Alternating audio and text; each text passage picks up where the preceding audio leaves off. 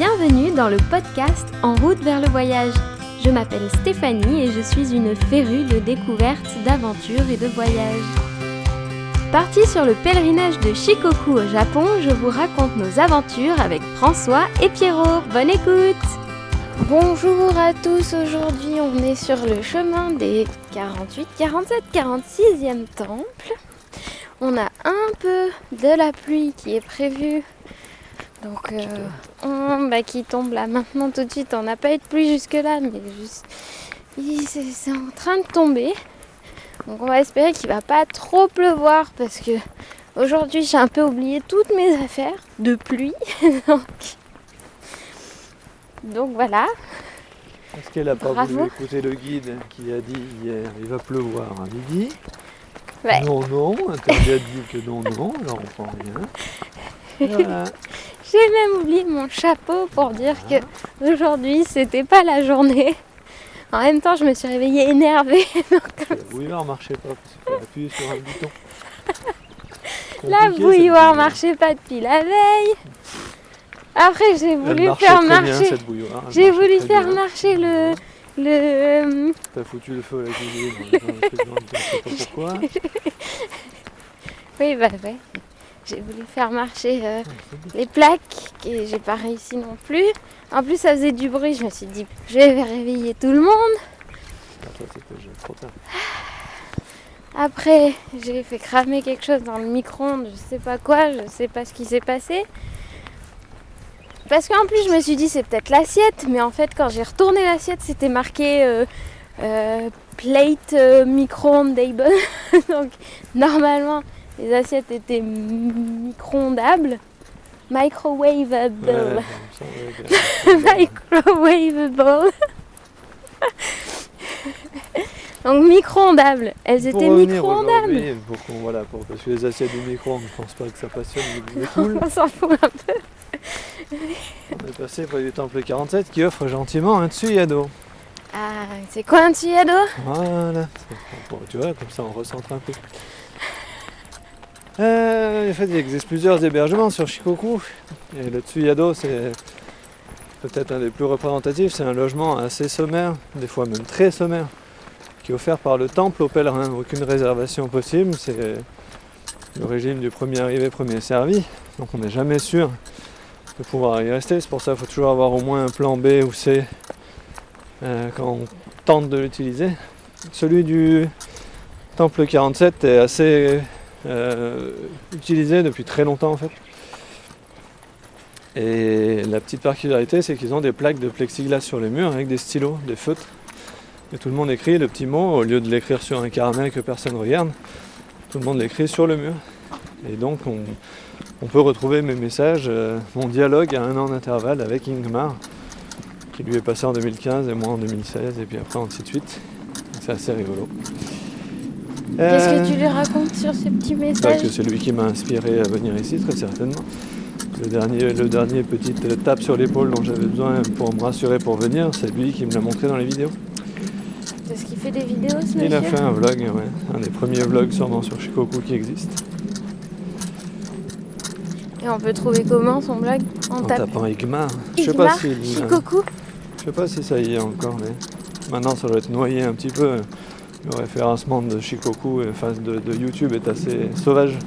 Ingmar, ça s'écrit INGMAR. Et vous pouvez taper Ingmar Shikoku sur YouTube et vous trouverez des documentaires en plusieurs parties que vous pouvez visionner. Mais voilà, il y a des petites choses comme ça. Donc le tsuyado, c'est un logement gratuit offert par le temple. Offert par le temple, gentiment. Voilà. C'est ça. On a aussi le Zenkonyado qui est de plus en plus rare également, parce que le tsuyado disparaît aussi, mais le Zenkonyado aussi, c'est un hébergement offert par l'habitant ce coup-ci aux pèlerins. Ce qui se présente de plus en plus maintenant, c'est que cet hébergement est, on va dire, sur la base d'une donation obligatoire, quoi. De l'ordre de 2000, 3000 yens ou des choses comme ça, et c'est très variable, soit c'est juste une chambre dans un garage jusqu'à carrément la maison entière comme un Nojima House. Ensuite on va avoir Nojima House, ça en fait partie. C'est considéré comme ça, à 2500 yens une maison plus douche, lessive possible, cuisine équipée. Si c'est pas une donation, je sais pas ce que c'est. C'est vrai. Il y a les minchuku, c'est les chambres d'hôtes. Nous on appellera ça chambre d'hôtes, donc on habite en fait chez l'habitant plus ou moins. C'est en général assez raffiné, pas si cher que ça, les prix ont augmenté, maintenant c'est plus 7500 yens mais ça reste tout à fait abordable. On a les ryokan qui sont les hébergements traditionnels japonais, on va dire les hôtels traditionnels. Donc en général tatami et tout ça. C'est censé être haut de gamme, un peu plus haut de gamme que les minchuku, mais sur Shikoku c'est pas forcément vrai. On a maintenant ce qui se développe de plus en plus chez les jeunes qui veulent faire un peu des hébergements pour les pèlerins, c'est les guest house. On va avoir un logement en fait plutôt indépendant. Voilà, c'est équipé pour faire la cuisine, la douche et tout ça. Qu'est-ce qu'on a aussi? Les business hotels ou les business ryokan. Ça c'est les endroits, c'est voilà pour le business. Donc on arrive, on paye, on dort, on se douche et terminé, on repart. Faut pas s'attendre à plus, c'est en général moins cher. Et puis les hôtels classiques, voire hôtel onsen, des choses un peu plus des fois haut de gamme, qui peut faire très plaisir de temps en temps si on se sent comme d'humeur un petit peu patraque. Un bon coup d'onsen à 10 000 yens, ça peut remonter la baraque. Et les hébergements dans les temples, ils sont considérés comme quoi? Shukubo, certainement les meilleurs, mais ceux qui disparaissent les plus vite aussi. Shukubo. Et il y en a de moins en moins, chaque année ça disparaît. Donc il faut en profiter tant qu'il est temps, sachant que celui d'Anrakuji c'est le plus ancien, c'est Kōdaishi lui-même qui aurait dit au temple qu'il fallait héberger les pèlerins qui se présentaient. C'est quel numéro? Le numéro 6. Numéro 6. Sachant que là, nous sommes en mars. Ils ont déjà des réservations qui ont été données pour le mois d'octobre. Donc il ne faut pas trop traîner. Et nous voilà au temple 46, qui lui n'offre pas. Il est beau. Il est très beau. Cet arbre. Très grands arbres, il y a des très très beaux arbres à l'intérieur. Wow. Plusieurs fois centenaires, voire il me semble qu'il y en a un millénaire même. Est-ce qu'on pourra dormir dans le temple numéro 6 alors ou pas? Si on fait la réservation beaucoup en avance, oui. Ça veut dire qu'il faut savoir Combien tu peux marcher? quand on va arriver sur place. Combien tu peux marcher? Et combien je peux marcher? Oui. Gambatte ne. Oh.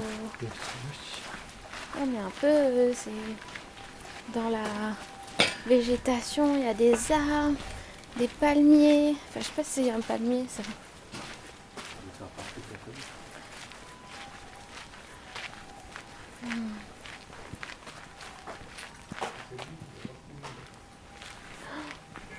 Cet arbre-là, il a plus de 1000 ans. Waouh.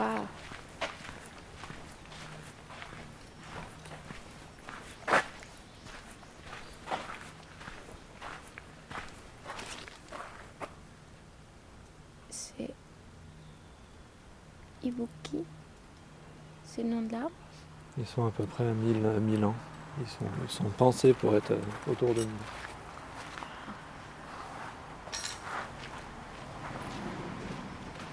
Donc, on va vous laisser là. On va aller faire les prières. Alors, on a terminé les prières au 46. Et maintenant, on rentre sur Matsuyama. Parce qu'on a une petite demi-journée de pause. On va visiter la ville. Et puis, pareil, demain, on va visiter la ville. Et demain soir, on va retourner sur Saijo pour retrouver Pierrot avec son examen qu'il a le 21.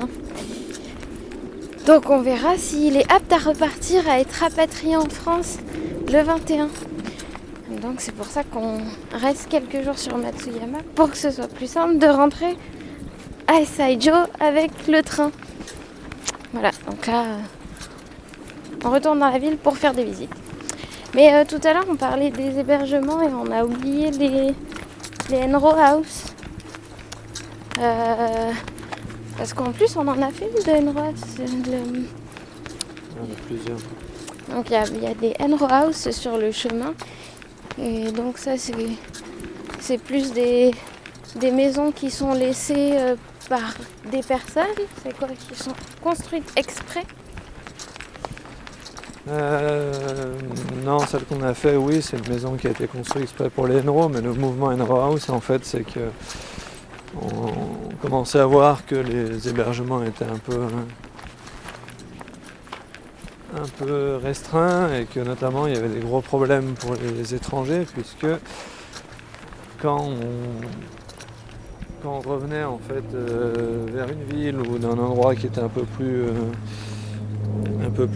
occupé au niveau humainement, on pouvait se retrouver avec un événement. Ça pouvait être, par exemple, moi j'ai été coincé par un match de catch dans la ville de Wajima. Ça peut être un gros événement sportif, football ou baseball ou un concert. Qui fait que tous les hébergements sont full. Des semaines avant, et donc aucun moyen pour les Enro qui marchent de trouver des endroits où vous posez ses petites fesses ou dormir. Et donc Enrohouse ça a été créé, vraiment ciblé quand même étranger qui marche, puisqu'il y a des possibilités de réserver sur internet un mois à l'avance. Il y a des prix qui sont assez, voire très raisonnables même. Les endroits où il y a les Osetai, des choses comme ça. Le premier endroit où on est resté, c'est un Enrohouse aussi. Le mouvement a vraiment pris de l'ampleur. Au début, il n'y en avait que quelques-unes, maintenant il y en a beaucoup dans pas mal d'endroits. Le problème, c'est qu'il y en a aussi là depuis quelques temps, pas mal qui ont fermé.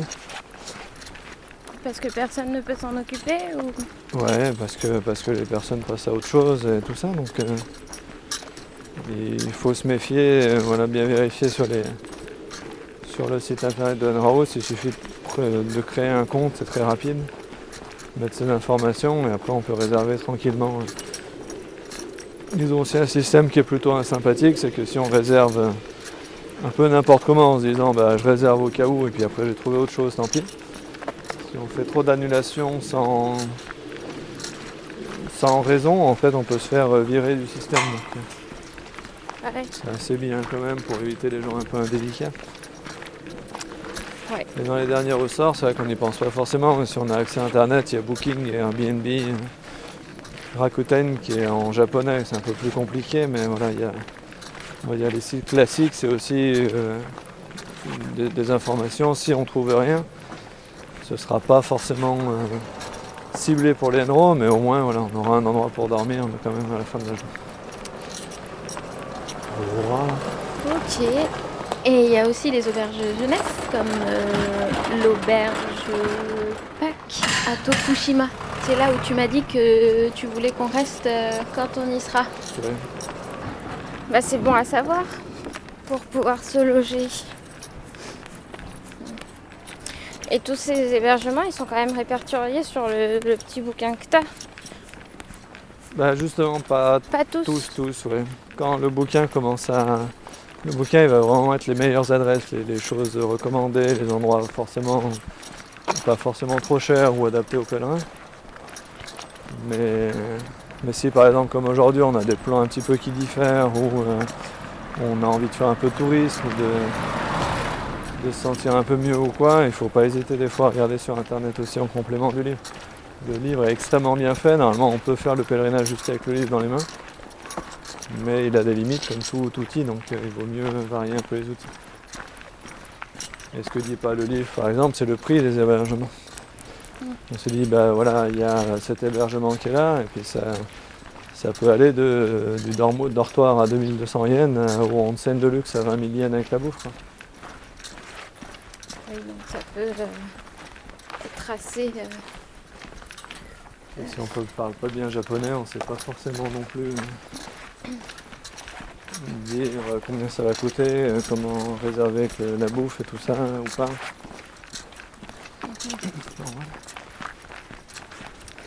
Et d'ailleurs, ce petit livre, on peut le trouver de partout ou pas? Est-ce qu'on peut l'acheter sur internet et le recevoir chez soi avant? de C'est partir. même conseillé, c'est ce que j'ai fait, j'ai pas regretté. Vous aussi, si vous comptez le faire, par exemple vous avez prévu pour l'année prochaine ou quoi, il a actualisé le livre, Tous les ans. pratiquement. Donc ce qui a fermé, ce qui est nouveau, donc c'est mieux de l'acheter avant, de planifier dès le début, voir combien de kilomètres il y aurait à faire par étape, les dénivelés possibles, les choses comme ça. Les endroits un peu difficiles où il faut se méfier avec les réservations et tout ça. Et puis après, juste avant de partir, soit si on a le temps, elle doit sortir en début d'année normalement une nouvelle version. Si on a le temps de le commander et de le recevoir, donc il y a des librairies françaises qui l'expédient en France, il y a Amazon Japon qui le fait aussi. Mais si on n'a pas le temps, on peut arriver sur Shikoku et le trouver par exemple à l'office du tourisme de Tokushima, au temple numéro 1. Chez Asano, on s'est arrêté, Sumotoria elle y est aussi. Là où on a acheté nos équipements de pèlerin, il y était, ouais.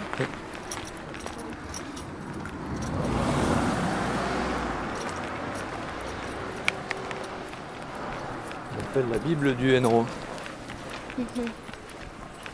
Le chemin, les hébergements, les restaurants, les trucs à voir, les trucs de tourisme. Tout est marqué, les toilettes. Et ça, c'est qui le met à jour? Un volontaire avec une petite équipe de volontaires qui travaille avec lui. Qui sont sur place. Ouais, un énorme travail. Ouais, c'est fou. Surtout pour savoir les hébergements qui ouvrent ou qui ferment. Il a une adresse mail et demande aux gens d'actualiser. Ça m'est arrivé d'envoyer un message pour dire cet endroit-là est le plus possible ou cet endroit-là c'est plus une hutte, c'est détruit, ou des choses comme ça. Ouais. Ok, pour les hébergements, c'est bien, c'est pratique. N'hésitez pas, les autres questions.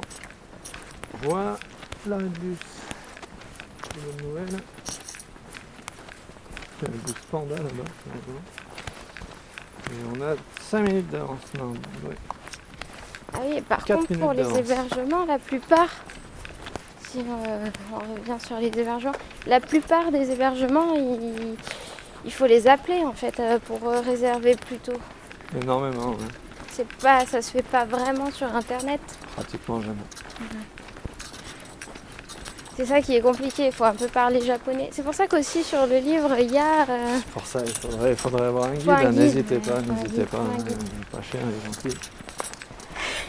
Et oui, la première fois où je suis parti, je m'en suis sorti juste avec le bouquin. Il y a un petit lexique. Il y a les petits lexiques à la fin du bouquin pour dire comment on appelle, qu'est-ce qu'on doit dire. Si on n'a rien de particulier à raconter, si on dit juste je veux réserver, j'arrive demain ou après-demain et point, les Japonais vont savoir qu'on n'est pas bilingue et donc ils vont pas trop poser de questions. Si on commence à avoir des problèmes, par exemple à vouloir de la nourriture végane ou végétarienne, si on a besoin de se faire transporter en voiture, si on a des doutes, si on va être 3, 4, enfin voilà, il y a plein de trucs. Là, ça commence à être plus compliqué. La plupart du temps, s'il y a des problèmes, ils vont juste raccrocher en fait, parce que tout le monde est très occupé et ils n'ont pas le temps. D'attendre après on décide oui ou non, qu'est-ce qu'on veut ou machin ou quoi. La solution, ça peut être aussi de demander à l'hébergement sur lequel on est la veille ou l'avant-veille d'appeler pour nous. En général, ils le font volontiers. Ouais, ça c'est pratique, il faut juste être sûr des kilomètres que tu peux faire dans la journée. Ouais, ça c'est des abus qui sont vite punis quand même. C'est un gros détriment, au détriment de toute la communauté Enro de réserver quelque part et de ne pas s'y rendre. Puisqu'en général, ils vont acheter la nourriture pour nous si on prend avec les repas. Et cette nourriture sera juste pas consommée ou consommée par l'hébergement, ce qui est un gros manque à gagner. Il y a tout le ménage, la laiterie qui est faite pour rien. Faut vraiment pas jouer avec ça trop. Même si c'est contraignant, il faut accepter la contrainte et se battre. maté. C'est ça?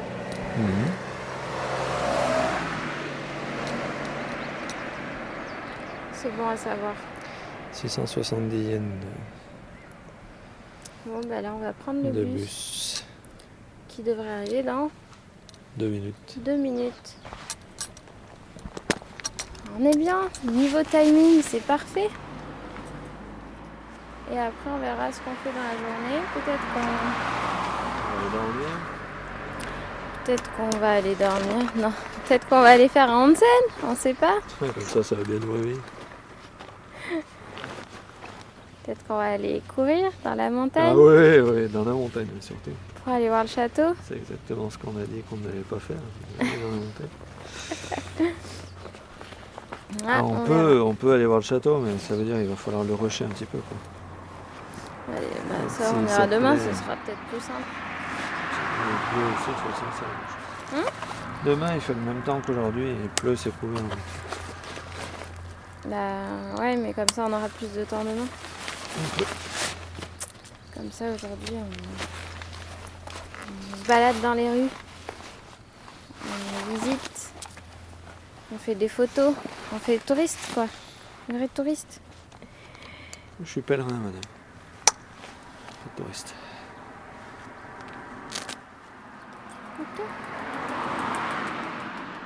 C'était 4 fois le château. Ouais, mais il y avait un truc à manger, là. Ah tiens, en 1 minute, on va parler. Un peu d'ouniaki en plus. Une glace. T'as les mains dans un état. On parlait de tes mains. Hein. J'ai les mains avec une superbe un bronzage très stylé. Le bronzage avec la sangle des bâtons. Il fait beau là-bas, on ira peut-être au château. Oh, waouh. Si on se réveille un peu. Ouais. On a fini la journée aujourd'hui. On reviendra demain pour parler de la suite de nos aventures. Et donc, on va aller se balader dans Matsuyama cet après-midi. Et on vous dit à la prochaine pour un nouvel épisode entre les temples de Shikoku. Salut! Ne manquez pas la suite de nos aventures dans le prochain épisode. À la prochaine! Posez-moi vos questions sur enroutevertlevoyage@gmail.com, tout attaché, ou sur Instagram, ou encore la page Facebook du podcast. J'y répondrai avec grand plaisir. Les épisodes sont également disponibles sur YouTube pour les malentendants avec les sous-titres. Si cet épisode vous a plu, vous pouvez liker et vous abonner sur votre plateforme favorite. Spotify, Deezer, Apple Podcasts, Google Podcasts. Et parlez-en autour de vous, partagez, c'est le meilleur moyen de le faire connaître au plus grand nombre. À très vite!